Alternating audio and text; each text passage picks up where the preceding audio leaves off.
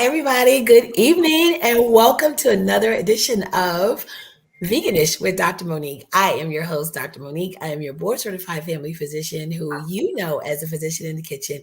And on this show, we talk about all things healthy eating.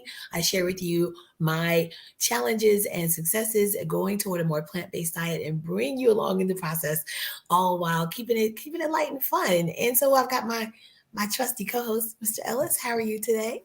I am doing great. I It's am doing great.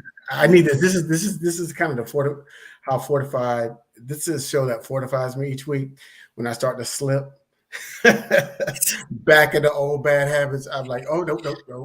I think the churchgoers call that backsliding. Is that what you? I think that's what they call it. but but So church let's also has grace, and so I'm giving myself some grace, but I backslide. Okay. There you go. There you go. I mean, it's May. It's one of my favorite months. May used to be my favorite month because not just my last name, but believe it or not, I'm actually born in May. I mentioned last week my birthday is this month. But before I had my son, it was my favorite month. Now, of course, the month he was born is my favorite month. But this weekend coming up, we've got Mother's Day. So, I hope all you out there who are mothers or celebrate Mother's Day have a wonderful day. Those mothers who are watching us from above, we definitely keep them in our thoughts and prayers as well. And today is Cinco de Mayo, right? So Yeah. we're having a little cerveza, some tequila, whatever you want to do to celebrate. Some good salsa, pico de gallo. And I thought about that. I was like, darn it, I should be out celebrating Cinco de Mayo. You still got But time. I do. I do still have time.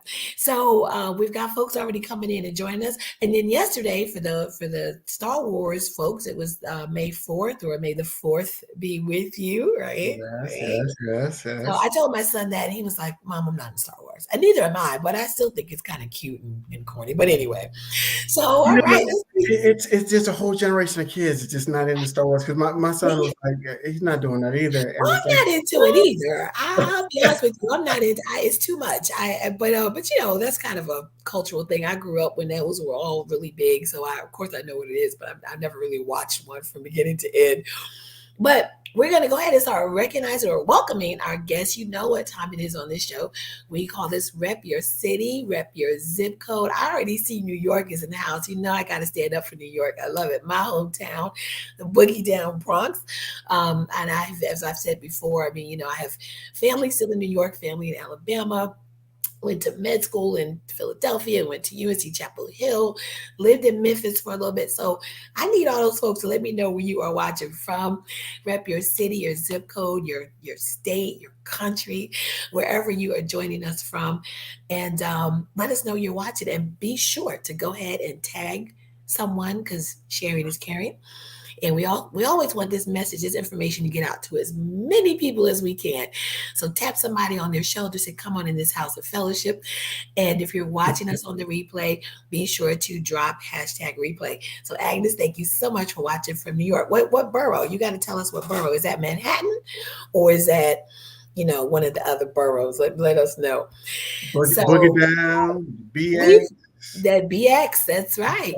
We've got London. Did I just say country? Did I not just say represent? We have got London. See, they are watching us across the pond. I love it. I love it. Thank you so much, Sandra, for Well, watching. cheerio, Sandra, cheerio, pip pip.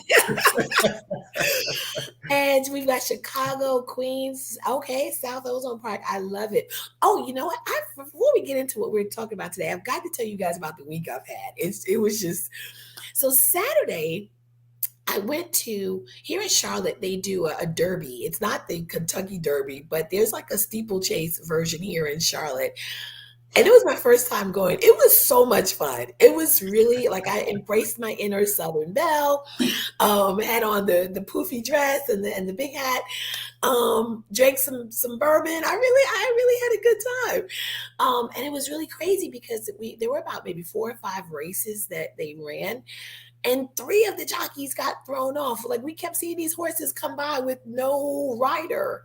We were like, that's not good. And one of them actually had to be taken off by the medical folks. So but yeah, and then Tuesday, I went and did career day for a bunch of fifth graders. Now, if you Mhm. ever need to get your attitude adjusted or have like your reality checked, spend a few minutes with some fifth graders. They will get you all the way together. Yeah. But they actually asked some really good questions. Some of them know they want to go into medicine as well. One little girl says she also wants to be family medicine. So it was great. I enjoyed the afternoon. So Lena's asking, did I I'll have to miss give you a report on mine because I'm doing one tomorrow. you So doing a career day? yeah, yeah, What grade? middle school. Oh, So okay. yeah, so they have an assignment. It's like one of those things where you go in and then it kind of say, all right, you go to this class, you go to this class, you go to this class. So I'm going to middle school, so it's sixth, seventh, and eighth graders, and then they're going Yeah. to just kind of send us where. So That's important. I think it's yeah, important that because what they see, they will be, right? That kind of thing. So all right. Well, we're gonna get into it. The folks are saying, did I wear a spectacular hat? Oh, the hat was bad, honey. It was bad. It was my aunt. I have an aunt who's a first lady of a church, and she wanted the hat. So if that gives you some idea, it was definitely a first lady hat. Sherry from Brooklyn is here. Well, Sherry's here, so we can get started. I mean, it's yes, official. yes. The show has Sherry is started. she is our. Thank you, Sherry. I Yes, appreciate and that. I She happy remembered it. birthday. My birthday's on the 12th. It's next Thursday. I'm inside my birthday week, That's so right. Birthday I know. month. We Taurus, we celebrate all month. We Yeah, we we celebrate all do. month. But I'm getting older. I can't be doing the whole month thing. Look, it's hard enough to do a week. It's so funny. I told you you have your name is my son's middle name, and his birthday is also the 12th. That is so funny. Of December, but same number. Yeah, So you know. well, all right, let's go ahead and get into it. So we've got a spicy subject for you tonight. We are going to talk about health benefits of spices. So, if you've watched this show once or twice or 10 times, first of all, thank you. But secondly, we like to just give you little bits of information that you can use as you're expanding your repertoire, trying new things, and really kind of trying to get you to understand why we recommend what we recommend. And so we're going to talk about spices. I've talked about before how a big fan I am of different spices, how you can use them to cut back on your salt intake. So we're going Mhm. to start picking apart some of those now and talk about the health benefits of each one. Sherry says her birthday was May 1st, and she celebrates a whole month. That's the only way I know. I don't even work on my birthday. I mean, forget that. I'm Okay, taking. so I tell you what, if I'm on the show next week, I'm gonna pin $5 to my shirt. So Sherry's got the right idea. I count down. I start counting down from the first, and my birthday is the 20th. So everyone around me is like, okay, please just stop. So I understand. So all right, we're gonna do 5 today. It's so many. We're gonna kind of break this up. We'll make this a two-parter.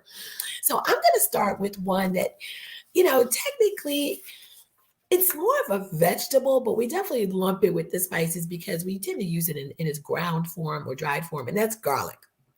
Okay, so garlic is really in the same vegetable family as onion and leeks and shallots, right? So kind of that vibrant flavor that we think of, that we know of, that's kind of similar to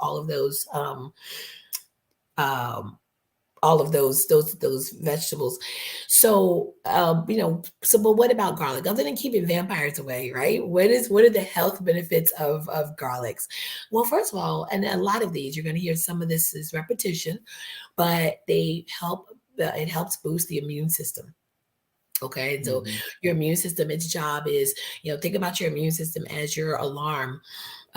If you have a fence around your house, right? That fence is there to keep intruders out. Your immune system is there to protect you from viruses and bacteria and fungi and all things that are trying to invade your body. So you want to boost and strengthen your immune system as much as you can, particularly cold and flu season. But there's always something going on, right? So there's always something going around. So garlic, it has been some studies have shown that it could decrease the incidence of colds by 63%. It may even decrease how long you have a cold from about 5 days down to 1.5. But definitely more research is needed in that area.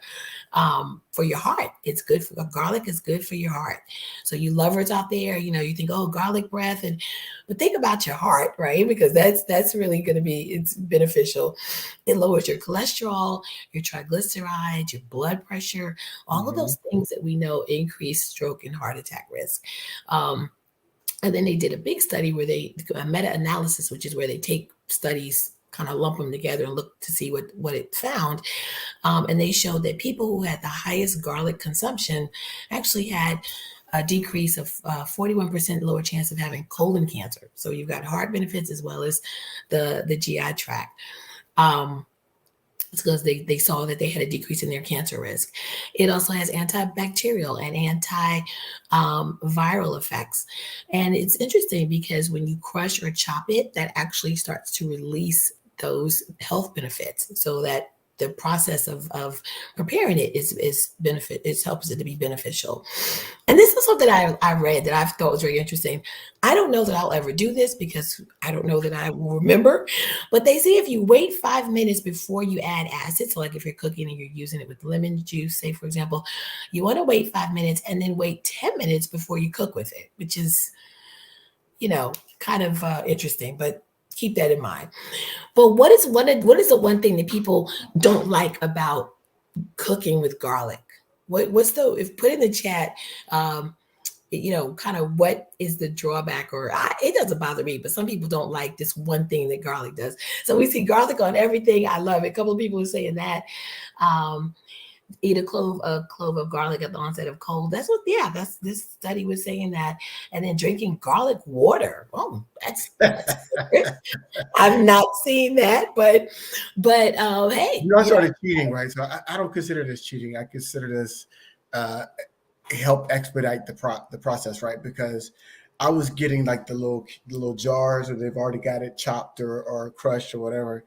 But then I started buying the bag where they've got the cloves. They've already kind of taken it out of peeled it. peeled it. So it's just it's a bag of just peeled garlic cloves, and then I chop it myself to get that release. I can put as much as I want to because I like it a little bit chunky. I just always felt like that jar with all that floating in that stuff just didn't sit right with me. So I started buying that bag, and it does. Once you open it, you do have to cook with it, or Exactly. you It have will to use it. say, So chop a lot of it and then put it like in a Tupperware. It'll stay longer. It'll keep longer in the Tupperware than it will in that bag. and you can actually also freeze it. You can freeze garlic as well. Yep. And actually, when you refer to the jar that you buy in the jar, I used to buy that, and then I just started making my own, where you just mince the garlic. You can put some olive oil in the jar and then seal it, and that can hold in your refrigerator for about a week or so. So if you're using it a lot, then that's good. You can also make it, put in little ice cubes, put it in if you still have ice trays. I know, like showing my age here, but remember ice trays when we used to make our own ice. If you have some of those, which I keep some in my house because they're good, you can again kind of put the garlic in the measure out. Like if you're mincing it, go ahead and measure out a teaspoon or a tablespoon so you know how much it is, and then put that in the ice tray and fill it up with olive oil. And then once it's frozen, you have That's that. right. And you can just drop that in You your pan. you can also just add water as well, and then if depending what you're going to be using it is.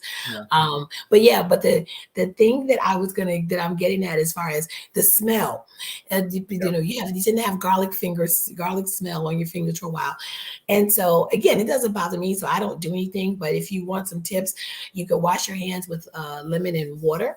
To help decrease that.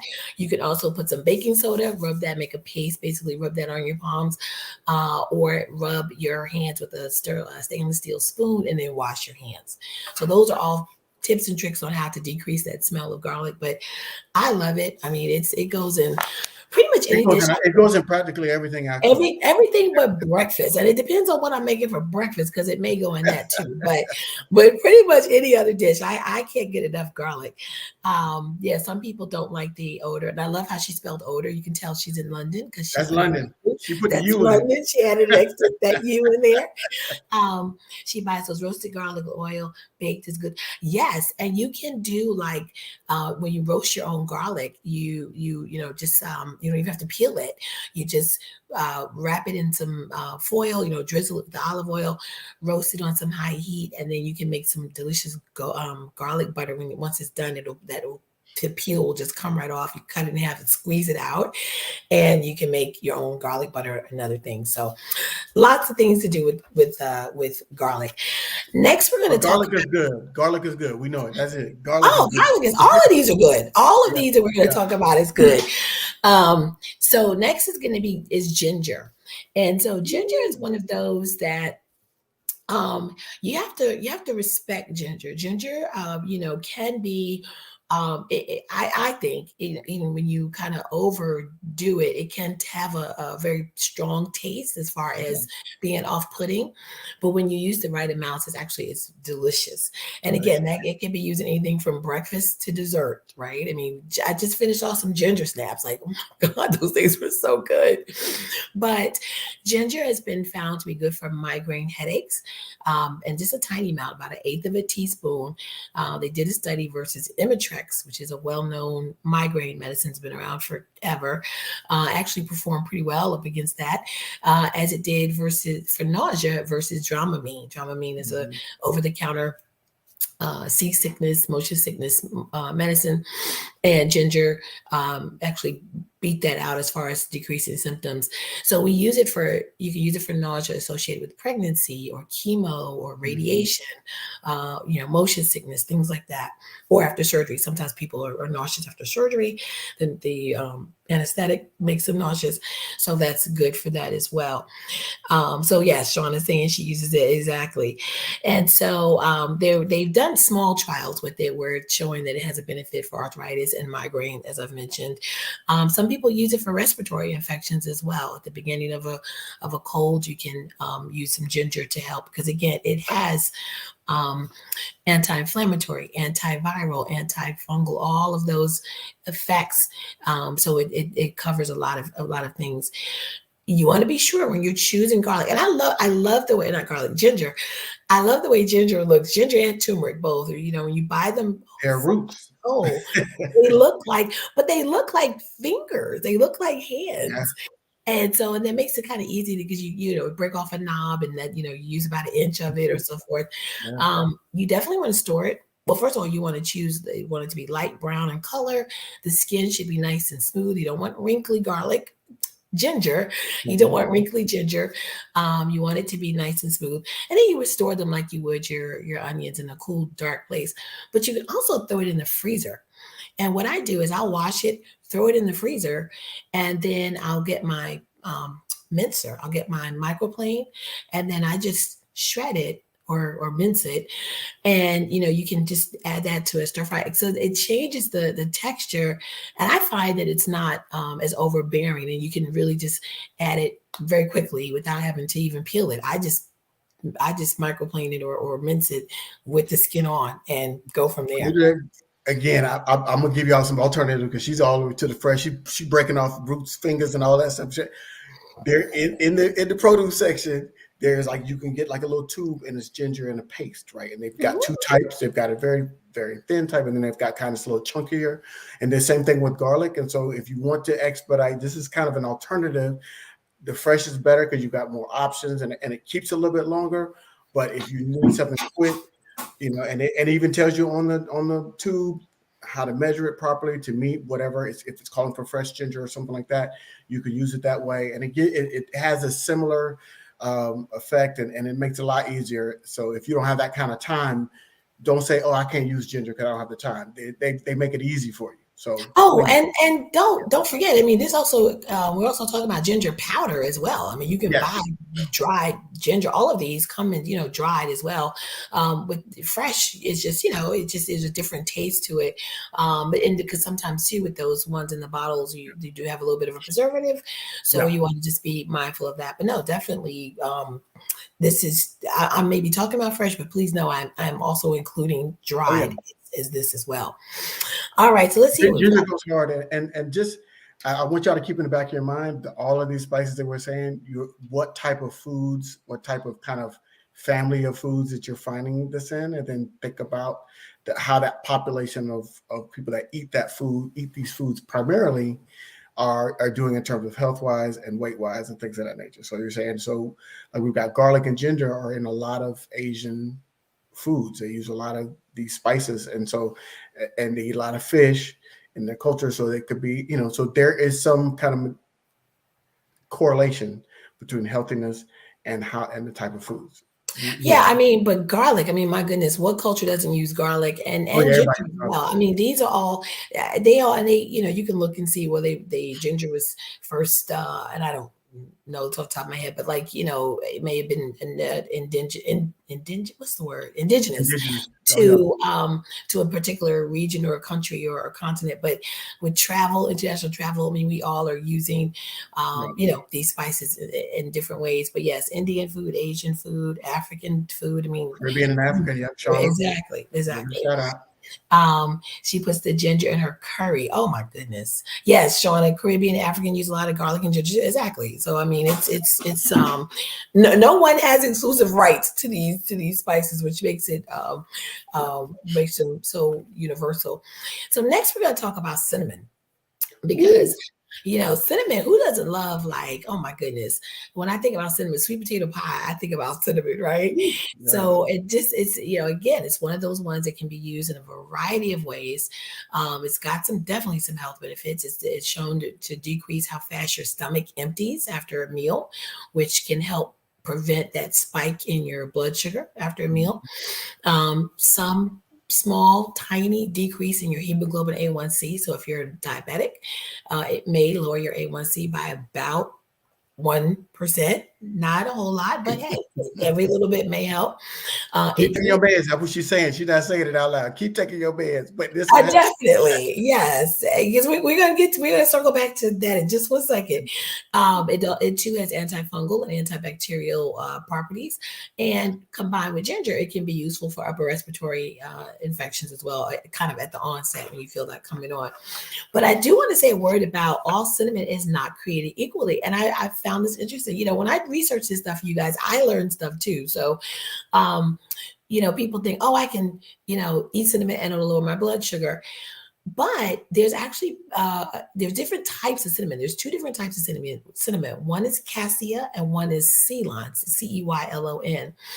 And the studies that they did were actually done with the cassia brand or subtype, which Mhm. actually can actually have a compound in it that actually can be harmful to the liver at high doses.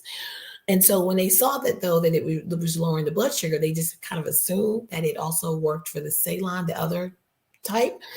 But they didn't see that decrease in the sugar when they did the study. So I have a friend, a colleague of mine, and she's a physician, and she tells her patients, we do science here.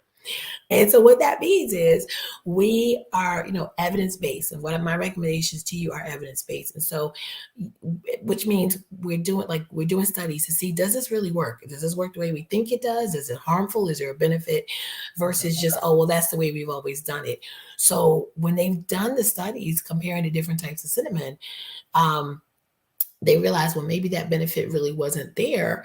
And maybe it was actually part of the effect of the one that can be harmful. So all that to say, jury may still be out a little bit on whether it's safe or effective, but, eating in the regular doses, it would be fine. I just don't want people to think, oh, I can just use cinnamon and it'll control my sugar, because it's not what the studies are showing. Right. So, you Is made it me an want to anti-inflammatory? cinnamon oatmeal. Yes. Say that Is again. cinnamon is cinnamon an anti-inflammatory? That was a question from Sherry. Yes, definitely has antifungal, antibacterial, anti-inflammatory properties, and all of these do for the most part because they come from the earth. They have the healthy plant chemicals in them, and so that's what they do. Moving on now to turmeric, and turmeric is one of my Mm. it's one of my favorite ones, and it's just and so again, it too in its raw natural form looks like ginger. It's kind of knobby looking, but again, you can buy it ground or dried. It is antioxidant. It has anti-inflammatory effects. They've actually done studies with where they dripped turmeric on cancer cells, and it actually has been shown to decrease the risk of developing cancer as well as the spread and progression of growth of cancers. There's been shown to be helpful for joint problems, or osteoarthritis, we call that. And right now they're doing studies in Alzheimer's, depression, cardiovascular disease, and Parkinson's to see if there is a benefit from turmeric. And so turmeric is, that yellow is what gives mustard its yellow color, right? And that component is called coumarin, or cumin, excuse me. And it was interesting, we know that black pepper and fat, a little bit of fat helps that to be absorbed. So when you're planning your meals, and you want to kind of think about that, a little bit of healthy fat with that will help that to be absorbed even more. And I found this really interesting because about the effect of turmeric and being sedentary. So, a lot of us are working from home now. I myself, I pretty sedentary. I used to run a clinic where I was on my feet 8, 9 hours a day. Now I sit at a desk. Well, we know that, they say sitting is the new smoking, right? Because we know Mhm. it is it can have poor health outcomes, weight gain, other things. But one of the things that they've discovered is that it may affect how well your blood vessels work, the endothelium, which is the lining of your blood vessels, not to get too, Right. too technical. But turmeric, actually taking a little bit of turmeric every day may help to improve how well your blood vessels work. Not to say that you don't need to still exercise, but maybe adding turmeric if you have a sedentary job can actually be beneficial. Two patient groups, though, that I do want to mention who might want to watch their turmeric intake are people who are prone to kidney stones because you want to be sure not to get more than about a teaspoon a day. It can increase your risk for certain types of kidney stones, Mhm. but may also, people who have gallstones may also increase the risk for gallstone attacks. Now, it may prevent you from developing gallstones altogether and also may reduce the risk of gallbladder cancer. But if you already have gallstones, turmeric may trigger because it helps, it makes your gallbladder kind of contract. And so if you've got gallstones in there, it may cause some pain. Um, That so turmeric is special, and maybe I was watching. I realized what was triggering me about the Asian cuisine. I was watching because I love watching Andrew Zimmer. He goes around those delicious destinations around the world. I watch Cooking Channel a lot, so he just that's my kind of my nerd outlet.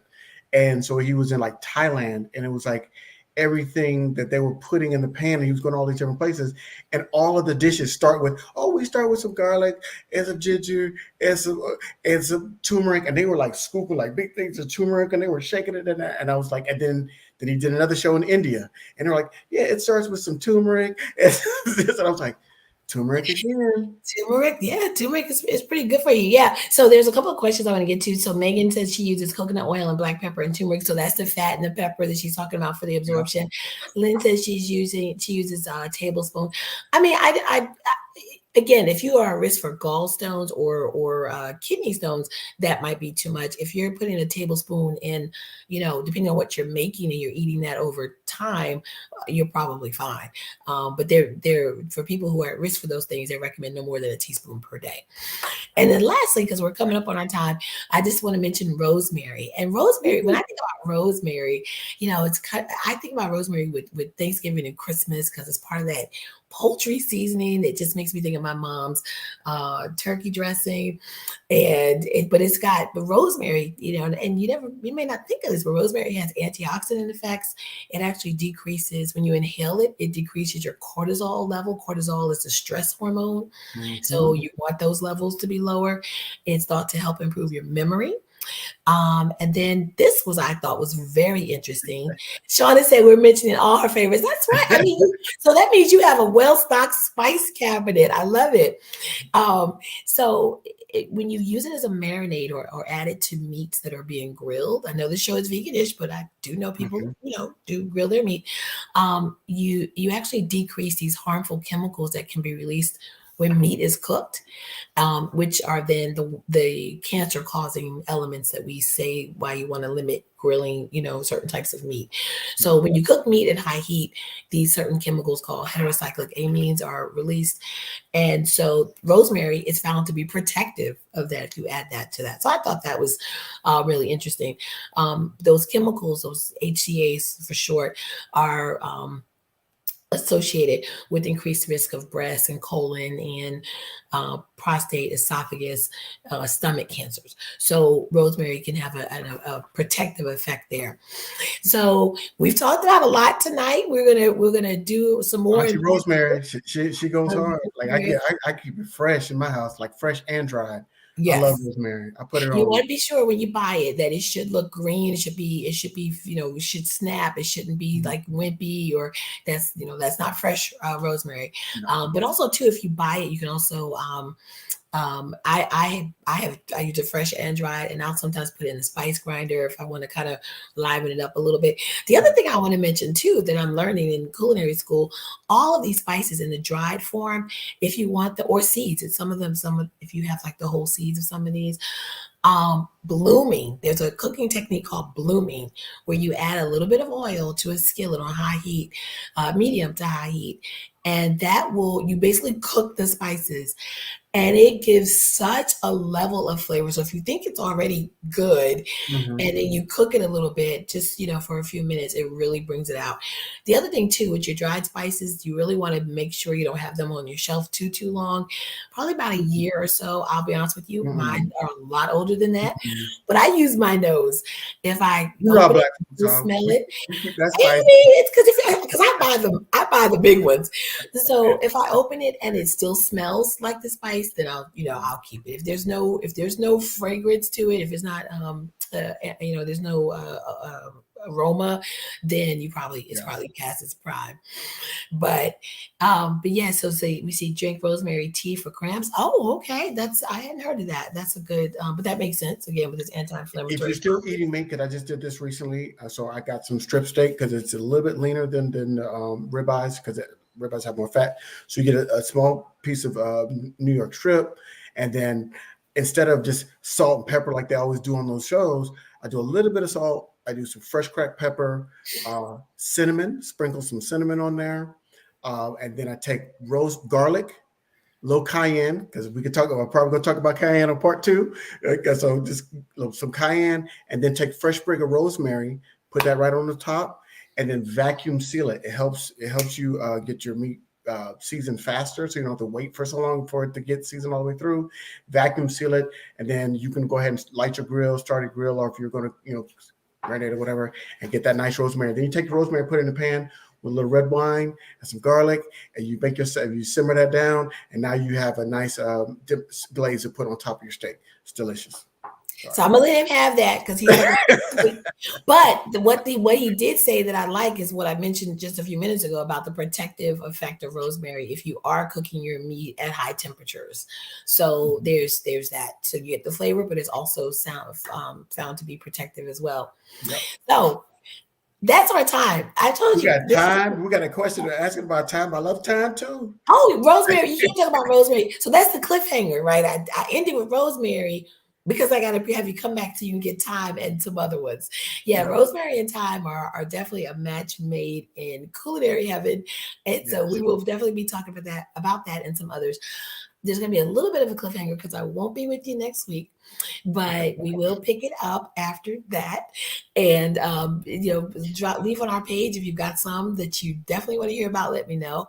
But I think you'll, and all this talking about spices is making me hungry. I got to go For scrounge up some. real. And I'm about to go get some Cinco de Mayo. So I'm about to go eat some tomatoes and some onions and some cilantro and a little lemon Oh, juice. you're making a little pico de Yeah, gallo. There pico. you go. Yeah. That's a good idea. I think Yeah. I've had all that. I need to do that. That's a great Yeah. idea. good. So until next time, I am Dr. Monique, your board certified family physician who you know as the physician in the kitchen. Please be sure to follow me on all social media at physician in the kitchen. And if you guys are making these dishes or just feature, please tag me. I would love to see what you guys are doing in your kitchen.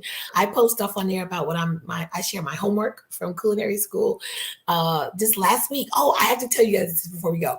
Last week I made kimchi, Mm, which I had never had before. So I totally, you talk about being a nerd. So kimchi is a fermented, for those who don't know, it's a ferment. It's basically like a Korean cabbage. It's fermented. right. And we use, you put Napa cabbage and carrots and also daikon radish with some Korean chili flakes and some garlic, of course. And it ferments. And then you put vinegar with the mother in it, apple cider vinegar. And so I let it sit for about 3 days. I opened it and it was like bloop, bloop, bloop, like the bubbles. It was so cool. I was like, it's alive. And so the longer you let the kimchi sit, like the funkier it gets. So mine is about a week old now, but it's good. It's got the right amount of heat and so forth. But the thing about fermented foods is it's really good for gut health as well. Hmm. So that's why I'm super excited that I now have that in my repertoire. You can use it as a relish or a topping or what have you, side dish. So, but anyway, I talk about that kind of I stuff had on my. somebody put some in some greens one time. They mix. I went to one of the restaurants. They thought they were being elevated in soul food, and they put some kimchi and some greens. I was like, please, don't do that. It didn't work because Mm-mm, this sounds like they mm-mm, were trying to do a mm-mm, fusion. They were trying to do like an mm-mm, Asian soul mm-mm. food fusion. It didn't Don't work. do it. Oh, I'm just saying. I'm digging kimchi. I'm cool with kimchi, but don't but mess up it's my greens with some kimchi. I'm got sorry. you. That's just They me. yeah, that is ambitious. So well, they tried it. With the chow chow, Lynn. I'm with you on the chow chow. I Oh, haven't had chow chow, sauerkraut, another fermented. Yep.